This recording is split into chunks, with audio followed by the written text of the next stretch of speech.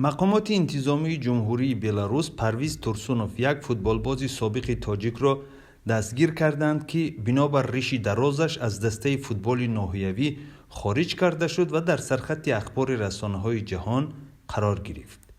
در این باره یکی از دوستان پرویز بر رادیوی آزادی خبر داد و گفت که بعد بازداشت فوتبالباز سابق تاجیک در فرودگاه مینسک، مقامات انتظامی او را در این شهر نگه داشته و همسر و 4 کودک نابالغش را به اوکراین فرستادند.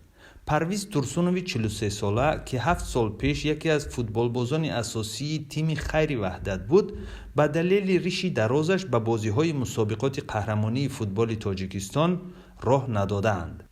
همسرش سیاره سبحانووا روز 23 سپتامبر از شهر کیف به رادیوی آزادی گفت که پرویز را روز 18 سپتامبر هنگام کوشش برای مهاجرت در فرودگاه مینسک دستگیر کردند.